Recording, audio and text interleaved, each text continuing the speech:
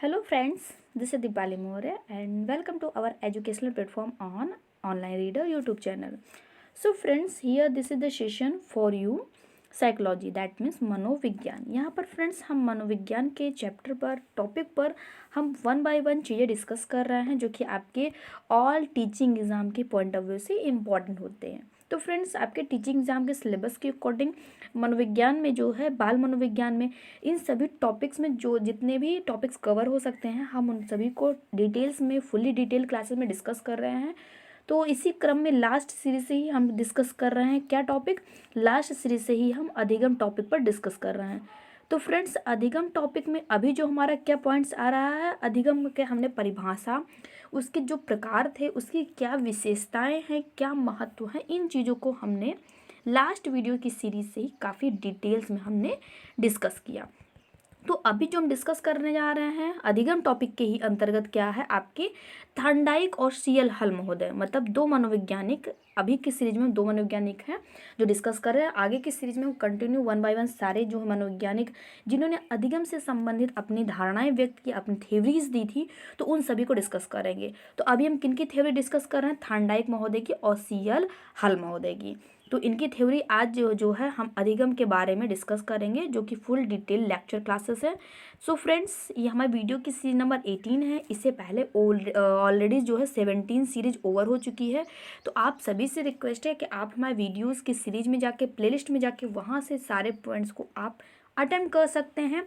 Otherwise आप हमारे video की डिस्क्रिप्शन में हम यहाँ पे लिंक दे देंगे, आप वहाँ से भी उन चीज़ों को अटेम्प्ट कर सकते हैं वेरी इजी वे में। सो फ्रेंड्स आइए come to the point and start now session को स्टार्ट करते हैं। सो फ्रेंड्स जिन भी फ्रेंड्स अगर नए हैं तो चैनल को सब्सक्राइब कर लीजिए। इसी तरीके से कंटिन्यू वन बाय वन सारे टॉपिक्स को पॉइंट को हम आपके साथ डिस्कस करेंगे। एंड हाँ फ्रेंड्स इस सेशन को दोस्तों के साथ जरूर शेयर करें जो भी आपके फ्रेंड्स टीचिंग एग्जाम की तैयारी कर रहे हैं या अदर कॉम्पिटिटिव एग्जाम की तैयारी कर रहे हैं जिसमें आपका मनोविज्ञान आता है, तो उन सभी दोस्तों के साथ हमारे चैनल को जरूर शेयर करें। आपको यहाँ पर बहुत कुछ चीज़ें, बहुत ही अच्छी अच्छी बातें सीखने को मिलेंगी, बहुत ही अच्छे अच्छे टॉपिक्स को आपको हम यहाँ पे कवर कराएंगे आपके एग्जाम के पॉइंट ऑफ व्यू से। सो फ्रेंड्स हम थोड़ा सा लास्ट वीडियो से कवर करते हैं। जैसे कि लास्ट वीडियो में हमने आपके साथ डिस्कस किया था कि प्रयत्न और जो भूल का सिद्धांत है किसने दिया था, थॉर्नडाइक महोदय ने दिया था। और इन्होंने अपनी इस थ्योरी में प्रयास और त्रुटि के द्वारा क्या अधिगम हो सकता है उस चीज़ को इन्होंने प्रैक्टिकली रूप से सिद्ध किया है, जो कि आज की सीरीज में हम देखेंगे सीखेंगे। अधिगम में और कौन से मनोवैज्ञानिक है, तो वो है आपका कौन सा सिद्धांत है, शास्त्रीय परंपरागत अनुबंधन का सिद्धांत। इसका हम शास्त्रीय अनुबंधन का सिद्धांत या परंपरागत अनुबंधन का सिद्धांत भी हम कह सकते हैं। और यह सिद्धांत किसने व्यक्त किया था, तो यह सिद्धांत की अगर हम बात करें तो इसे किसने व्यक्त किया था, पावलोव महोदय ने। तो इस तरीके से एक एक मनोवैज्ञानिक ने क्या कुछ अपने सिद्धांत दिए, इन सभी चीज़ों को हमको यहाँ पे वन बाय वन डिस्कस करते हुए चलना है। थर्ड नंबर पे अगर हम बात करें तो क्रिया प्रसूत अनुबंधन का सिद्धांत, जो कि क्या था, बीएफ स्किनर महोदय ने जो है व्यक्त किया था। किस पर, अधिगम के ही टॉपिक पर, अधिगम के ही विषय पर अपनी जो थ्योरी दी थी वो किसने दी थी, आपके दिए थे स्किनर महोदय ने। नेक्स्ट हम बात करें पुनर्बलन का सिद्धांत, तो पुनर्बलन रिफोर्समेंट जो थ्योरी थी वो किसने दी थी, आपकी सीएल हेल महोदय ने दी थी। तो यहाँ पर कुछ ये विशेष मनोवैज्ञानिक हैं जिन्होंने अपने अपने थ्योरी को, अपने अपने बातों को, अपने अपने विचारों को यहाँ पर अधिगम के विषय पर व्यक्त किया। तो उन सभी की थ्योरी को हम यहाँ पे आज की सीरीज में डिस्कस करेंगे कि क्या थ्योरी थी, भी प्रैक्टिकल यहाँ पे हम चीज़ें देखेंगे। आइए डिस्कस करते हैं थॉर्नडाइक महोदय का सिद्धांत। फर्स्ट ऑफ ऑल हम थॉर्नडाइक महोदय के सिद्धांत को डिस्कस करते हैं कि थॉर्नडाइक महोदय ने जो है अधिगम के क्षेत्र में, अधिगम के सिद्धांत के क्षेत्र में क्या धारणाएं व्यक्त की थी। तो फ्रेंड्स जहाँ तक कि अगर हम बात करें कि थॉर्नडाइक महोदय की, तो ये महोदय जो हैं इन्होंने स्पेशली विशेष रूप से अपनी जो धारणा दी थी वो किस पर दी थी, प्रयास एवं त्रुटि का सिद्धांत। दैट मीन्स प्रयास एवं त्रुटि या प्रयास एवं भूल का सिद्धांत हम कह सकते हैं। इनके इसी सब सिद्धांतों को हम संबंधवाद का सिद्धांत, उद्दीपक अनुक्रिया का सिद्धांत, ये सब चीज़ें भी हम कह सकते हैं, या इन विभिन्न नामों से भी हम इनको जो है संबोधित कर सकते हैं। चीज़ें आई होप समझ में आ रही होंगी आपको। तो इनकी जो थ्योरीज है इसके आप उपनाम जरूर ध्यान में रखिएगा फ्रेंड्स, क्योंकि उपनाम काफ़ी ज़्यादा इंपॉर्टेंट होते हैं आपके पेपर के लिए। तो अधिगम का जो सिद्धांत था जिसमें थांडाइक महोदय ने अपना सिद्धांत व्यक्त किया, उसको हम संबंधवाद का सिद्धांत, उद्दीपक अनुक्रिया का सिद्धांत, प्रयत्न एवं भूल का सिद्धांत, प्रयास एवं त्रुटि का सिद्धांत और संयोजनवादी सिद्धांत। ध्यान दीजिएगा, उद्दीपक और अनुक्रिया के सिद्धांत को एक और थ्योरी के नाम से या सिद्धांत के रूप में हम व्यक्त कर सकते हैं। वो क्या है? आपका SR थ्योरी। क्या है? आपका SR थ्योरी के रूप में भी हम इसको व्यक्त कर सकते हैं, कह सकते हैं।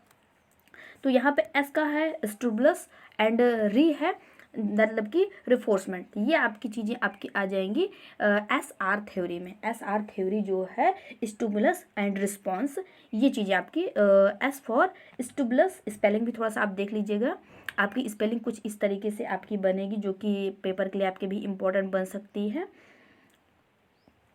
स्टिमुलस एंड जो आपका R से बनेगा वो आपका क्या हो जाएगा? रिस्पॉन्स। क्या हो जाएगा? आपका रिस्पॉन्स। ये आपका थ्योरी आपकी बनेगी, ये SR थ्योरी। तो SR थ्योरी भी इन्होंने ही व्यक्त की थी। इन सभी में इसको हम बॉन्डिंग थ्योरी भी कह सकते हैं, क्योंकि SR के बीच में जब बॉन्डिंग बनेगी तो वो चीज़ें आपकी यहाँ पर आ जाएंगी। तो इस तरीके से थांडाइक महोदय ने अपने विभिन्न सिद्धांतों के दिया और इन सिद्धांतों को एक एक इनकी क्या महत्वता हम आगे डिस्कस कर रहे हैं।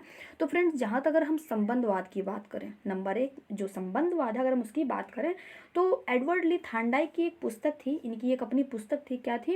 Animal intelligence. इनकी अपनी एक पुस्तक थी एनिमल इंटेलिजेंस, जो कि पुस्तक नाम आप जरूर ध्यान में रखिएगा, पेपर में ये आपके पूछा जाता है। एनिमल इंटेलिजेंस, ये आपकी इनकी पुस्तक थी। इस पुस्तक आई थी, स्पेलिंग भी आप देख लीजिएगा। इंटेलिजेंस इनकी एक पुस्तक आई थी। कब आई थी फ्रेंड्स? इनकी पुस्तक आई थी 1898 में। 1898 में इनकी एक पुस्तक आई थी जिसमें इन्होंने क्या कहा था? संबंधवाद का प्रतिपादन किया था। दैट मीन्स ये जो संबंधवाद का जो सिद्धांत निकला है इसी से निकला है, ध्यान दीजिएगा। और इसमें क्या हुआ कि अधिगम मनोविज्ञान के क्षेत्र में जो भी संबंध से जो भी तात्पर्य बनता था उस चीज़ों को इन्होंने इसमें अनुग्रहित किया, संग्रहित किया, और साथ साथ में ये भी चीज़ें इन्होंने थ्योरी में अपने बताई। क्या बताई? कि उद्दीपक के साथ जो भी अनुक्रियाएं होती हैं उनके बीच में क्या होता है? उनके बीच में एक बॉन्ड बनता है। उद्दीपक के साथ में जो भी अनुक्रियाएं होती हैं, जो भी क्रियाएं की जाती हैं, उन सभी के बीच में एक बॉन्ड बनता है, संबंध बनता है, और इन संबंधवाद में उद्दीपक और अनुक्रिया के मध्य संबंध स्थापित होता है। इसलिए इसे हम इस बॉन्डिंग के द्वारा ही हम इसे संबंधवाद का सिद्धांत भी कह सकते हैं, और या उद्दीपक अनुक्रिया का सिद्धांत भी नाम से हम इसे जानते हैं।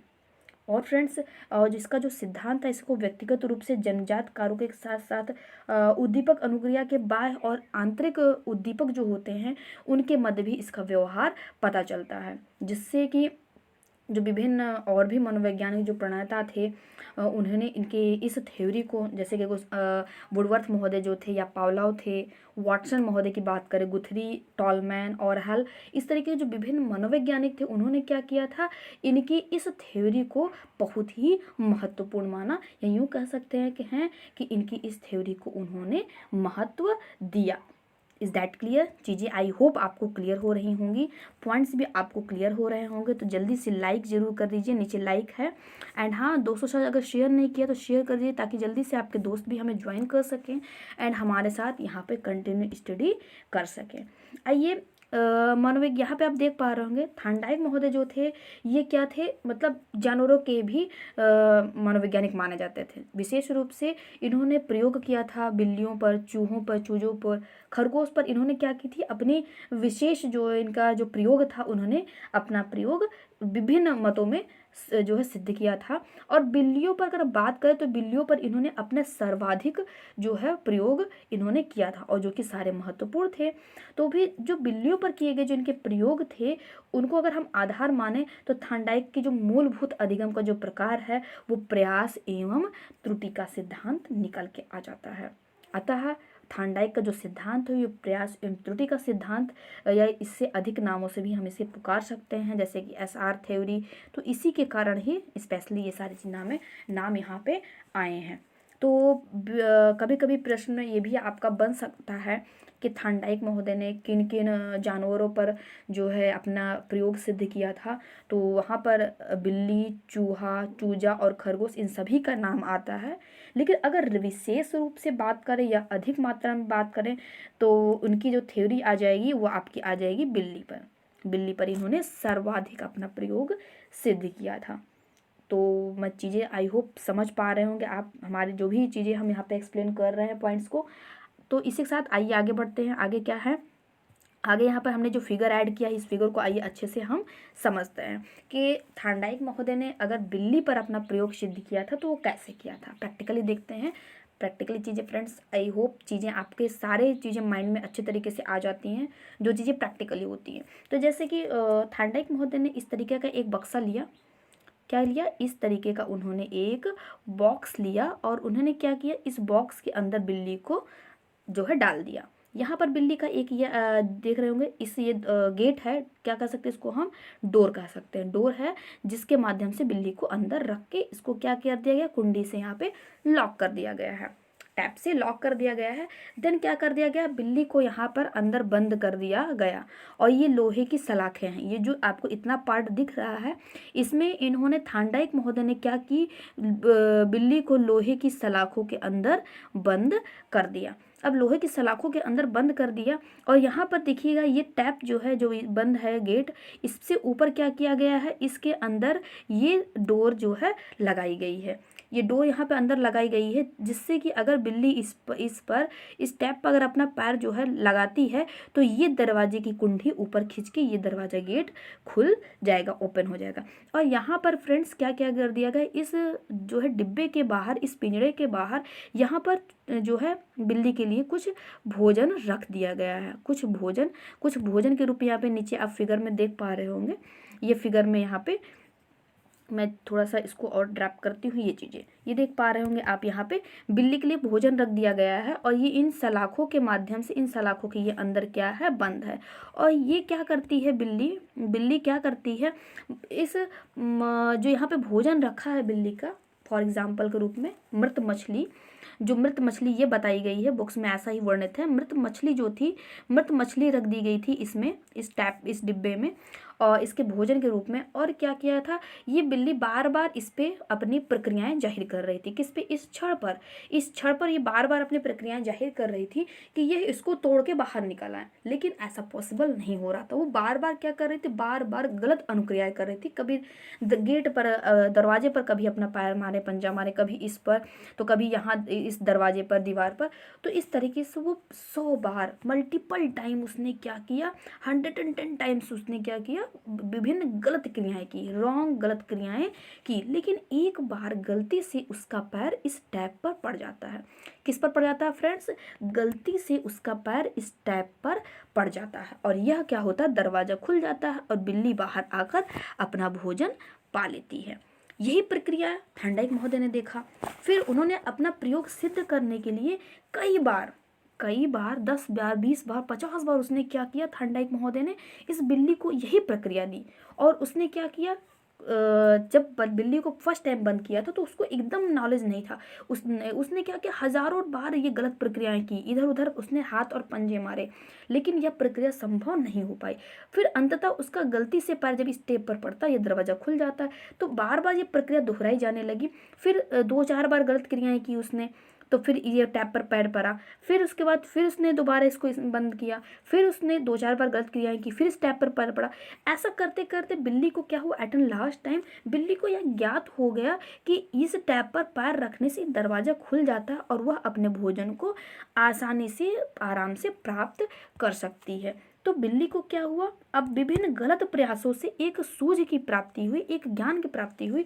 उसे यह पता चल गया कि इस टैप पर पैर मारते ही यह दरवाजा खुल जाएगा और यह अपने भोजन को प्राप्त कर लेगी। तो इसीलिए इसको हम प्रयास एवं त्रुटि का सिद्धांत भी कहते हैं कि उसने कई बार, हजारों बार त्रुटियां की, लेकिन एक उसके कंटिन्यू प्रयास करते रहने से यह दरवाजा उसको खोलने में समर्थ हुई और वह इस चीज को सीखी उसने। दैट मीन्स विभिन्न गलत प्रयासों से उसने इन चीज़ों को अधिगम किया, सीखा, जिससे कि उसे क्या हुई, उसे ज्ञान की प्राप्ति प्राप्ति हुई, उसे अधिगम हुआ, उसने सीखा कि क्या ये कैसे दरवाज़ा खुलेगा और उसे अपना भोजन कैसे मिलेगा। तो इसलिए इनकी इस क्रिया को, इनके इस सिद्धांत को हम प्रयास एवं त्रुटि का सिद्धांत कह सकते हैं। इससे हम इसे उद्दीपक अनुक्रिया का भी सिद्धांत कह सकते हैं कि यहाँ पर ये जो भोजन रखा गया है, आइए इसको भी डिस्कस कर लेते हैं कि यहाँ पे जो भोजन रखा गया है एक प्रकार से यह क्या है, एक प्रकार से यह उद्दीपक है,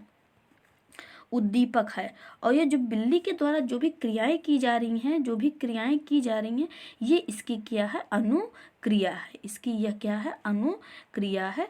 तो ये हम इसको कह सकते हैं। Is that clear? उद्दीपक क्या है? उद्दीपक यहाँ पे आपका ये मृत मछली है और यहाँ पे बिल्ली के द्वारा जो विभिन्न क्रियाएं की जा रही हैं वो इसकी अनुक्रिया है। कहाँ तक? इस माध्यम तक पहुँचने के लिए। तो फ्रेंड्स, मैं आशा करती हूँ कि ये चीज़ें आपको समझ में ज़रूर आ रही होंगी बहुत ही अच्छे तरीके से। इनका प्रैक्टिकल क्या था, इनका सिद्ध करने का थ्योरी क्या थी, ये चीज़ आई होप आपको समझ में आई होंगी। इसी के तौर पर अगर हम कह सकते हैं कि जो संबंधवाद का जो इनकी बॉन्डिंग जो थ्योरी आई थी वो क्या थी, तो बॉन्डिंग थ्योरी भी यहाँ पर इनके इस प्रैक्टिकल पर सिद्ध होती है। वो कैसे? तो बॉन्डिंग थ्योरी की अगर हम बात करें तो फ्रेंड्स, जब ये इस उद्दीपक के लिए बिल्ली अनुक्रिया कर रही थी तो इसके और इनके बीच में क्या बन रही थी, इनके और इस भोजन के बीच में बॉन्ड बन रहा था। तो इसीलिए इसको हम बॉन्डिंग थ्योरी भी कह सकते हैं। क्यों? क्योंकि जब तक इस बिल्ली और इस मृत मछली का जब मिलन होगा, मिलेगा, जब ये बिल्ली इस दरवाजे को तोड़कर यहाँ पर अपने भोजन को प्राप्त करेगी तो इन दोनों के बीच एक संबंध स्थापित होगा। चीज़ें आई होप आपको समझ में आ रही होंगी। तो इसलिए इसको हम बॉन्डिंग थ्योरी भी यहाँ पे कह सकते हैं। आइए आगे बढ़ते हैं। आगे क्या कुछ इन्होंने अपने प्रैक्टिकल में कहा है, जैसे कि यहाँ पे आप देख पा रहे होंगे, यहाँ पे उद्दीपक और अनुक्रिया, दैट मीन्स उद्दीपक की गई, उद्दीपक क्या था, मृत मछली था, और अनुक्रिया क्या थी, अनुक्रिया बिल्ली थी। तो बिल्ली ने जब अनुक्रिया की किसके लिए, मृत मछली के लिए, तो इन दोनों के बीच में क्या बना, बॉन्डिंग बना। और उस बॉन्डिंग को ही हम SR थ्योरी या थ्योरी ऑफ लर्निंग भी कह सकते हैं। Is that clear? इसे हम बॉन्डिंग थ्योरी भी कह सकते हैं। क्या कह सकते हैं? इसे हम बॉन्डिंग थ्योरी भी हम कह सकते हैं। आई होप चीज़ें आपको क्लियर हो रही होंगी। आइए कुछ और पॉइंट्स हैं इनकी इस थ्योरी में, वो क्या है, तो इनके थ्योरी में कुछ चीज़ें महत्वपूर्ण हैं। क्या है? पहला तो चालक है, लक्ष्य है, अवरोध है, अनियमित अनुक्रिया है, संयोजन व सफलता है और दृढ़ीकरण है। तो ये सब चीज़ें क्या क्या है? चालक, चालक क्या होती, भूख। बिल्ली को जब भूख लगी थी तो वो भूख क्या थी, उसके लिए चालक का काम कर रही थी, उस भोजन तक उसे पहुंचाने के लिए। चालक जैसे कि हम विभिन्न जो भी गाड़ियों पर बैठते हैं, बस चालक हुआ या कार हुआ, तो इसको जो चलाता है उसको हम क्या कहते हैं, उसके चलाने वाले को हम क्या कहते हैं, चालक कहते हैं। तो चलाने वाले को हम जब चालक कहते हैं, उसी प्रकार से हमें भोजन तक पहुंचाने के लिए जिस माध्यम ने कार्य किया उसे भी तो हम चालक ही कहेंगे। तो इसलिए यहाँ पर चालक कौन हो गई, बिल्ली को जो भूख लगी थी वो भूख उसकी चालक बन गई। आई होप चीज़ें ये भी आपको क्लियर हो रही होंगी।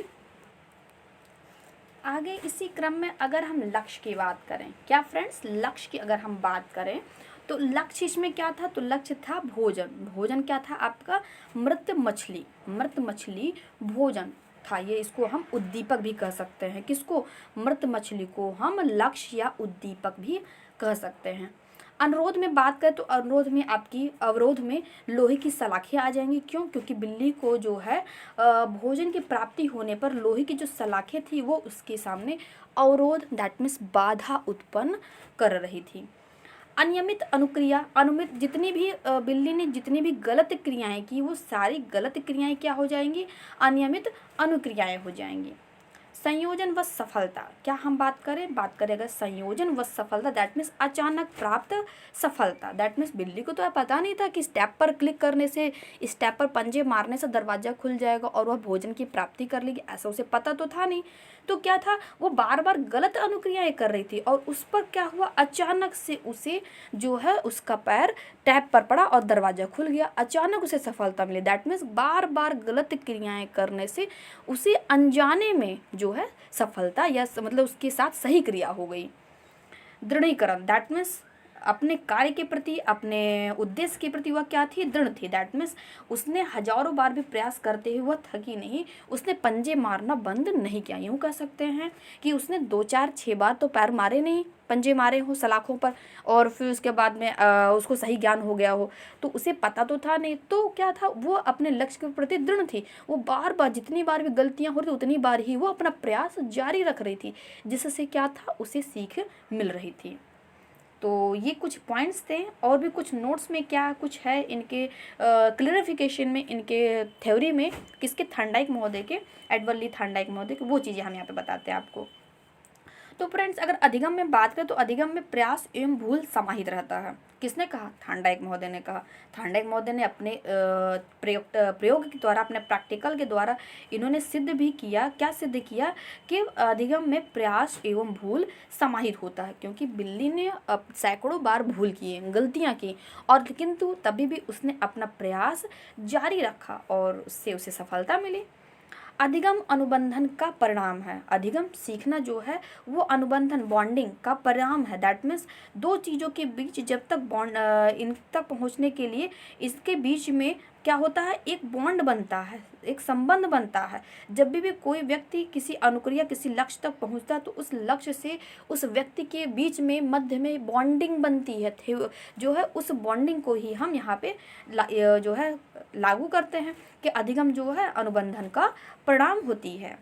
आगे बात करें तो अधिगम में समय लगता है। यस फ्रेंड्स, अधिगम में सीखने में समय लगता है। ऐसा नहीं है कि 1 घंटे में, 2 घंटे में हम कोई चीज़ें सीख जाए।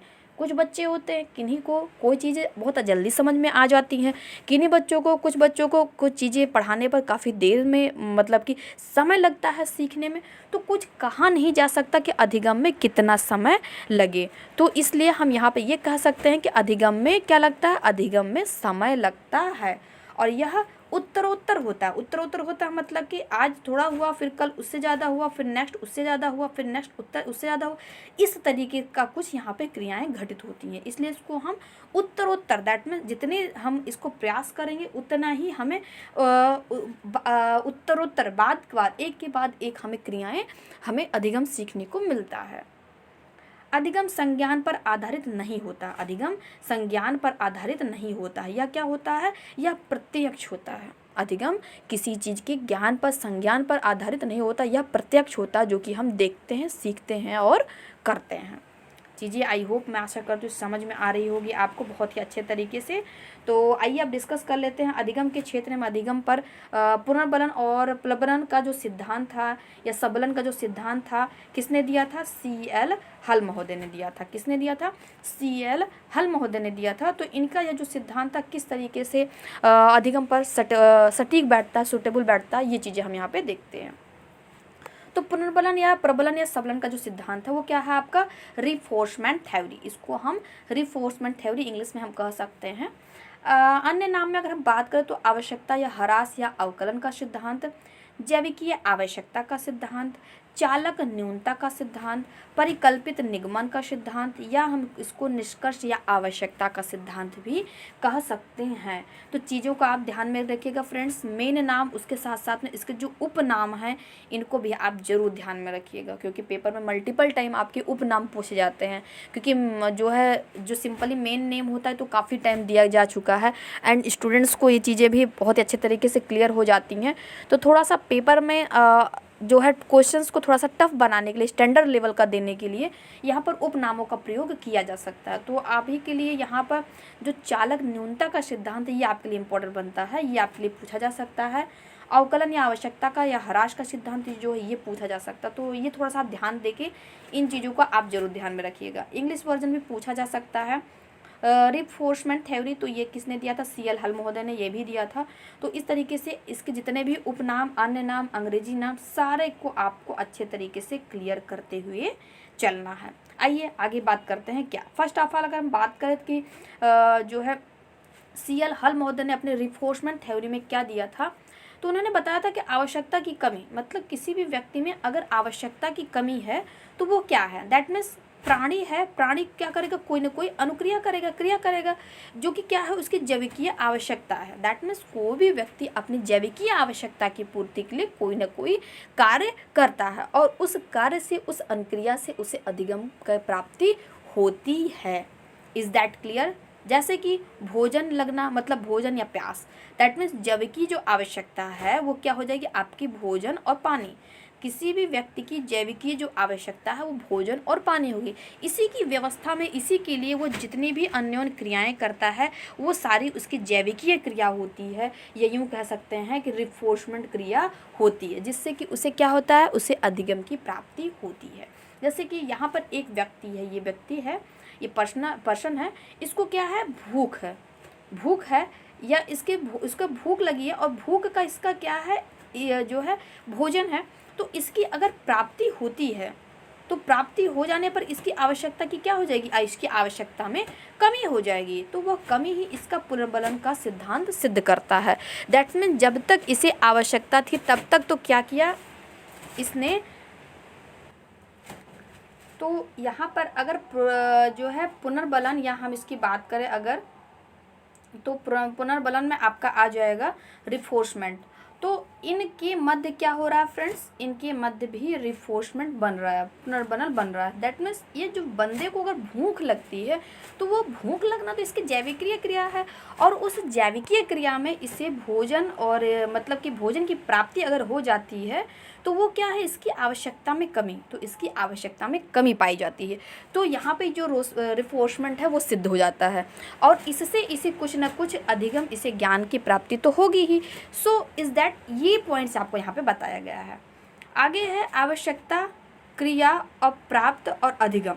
जैसे कि किसी भी व्यक्ति को, थोड़ा सा फिगर में अगर मैं बनाना चाहूँ कि जैसे कि इस व्यक्ति को क्या है, किसी चीज़ की आवश्यकता है, इस व्यक्ति को किसी चीज़ की अगर आवश्यकता है तो क्या करेगा, उस आवश्यकता की पूर्ति के लिए क्रिया करेगा, और क्रिया में क्या हो जाएगा, अगर इसे प्राप्ति हो जाती है तो इसे क्या होगा, इसे अधिगम की प्राप्ति हो जाएगी। दैट मीन्स यह सीख जाएगा, ये क्या होगा, ये सीख जाएगा, इसे अधिगम की प्राप्ति हो जाएगी। क्या है, आवश्यकता होने पर व्यक्ति क्रिया करेगा, क्रिया होने पर उसे प्राप्ति होगी, और प्राप्ति किस चीज़ की होगी, उसे, दैट मीन्स उसके लक्ष्य की प्राप्ति होने पर उसे अधिगम की प्राप्ति हो जाएगी। तो मैं यहीं पर इनके इस रिफोर्समेंट थ्योरी के द्वारा यही चीज़ मैं आपके साथ क्लियर करना चाहती थी। सो फ्रेंड्स, आज का सेशन यहीं तक। Thank you for watching me. And हाँ फ्रेंड्स, चैनल को सब्सक्राइब जरूर कर लें, लाइक कर दें, शेयर कर दें। एंड हाँ फ्रेंड्स, अगर आपने सब्सक्राइब नहीं किया तो सब्सक्राइब जरूर कर दें, एंड दोस्तों के साथ शेयर करना बिल्कुल मत भूलें। शेयर जरूर कर दें जिससे कि जो भी आपके फ्रेंड्स हैं वो भी हमें यहाँ पर इस सेशन को हमारे ज्वाइन कर सके एंड हमारे साथ कंटिन्यू स्टडी कर सके। तो शेयर करना बिल्कुल मत भूलिएगा। एंड हाँ फ्रेंड्स, इस एक और इम्पॉर्टेंट न्यूज़, आप हमें अनअकैडमी पर भी ज्वाइन कर सकते हैं, बट अनअकैडमी पर आप हमें दीपाली मौर्य के नाम से वहाँ पे ज्वाइन कर सकते हैं। वहाँ पर भी आपको आपके टीचिंग एग्जाम से रिलेटेड आपके जितने भी चैप्टर्स हैं, आपके मनोविज्ञान के, पर्यावरण के, इंग्लिश के, मैथमेटिक्स, जो भी पैडागोजी के सेक्शंस हैं, उन सभी चीज़ों को हमने वहाँ पर 415+ वीडियोज़ में हमने कवर कर चुके हैं। तो आप 400+ वीडियोज़ को वहाँ से आप अटेम्प्ट कर सकते हैं। सो फ्रेंड्स, मिलते हैं नेक्स्ट सेशन में। Bye bye, have a nice day.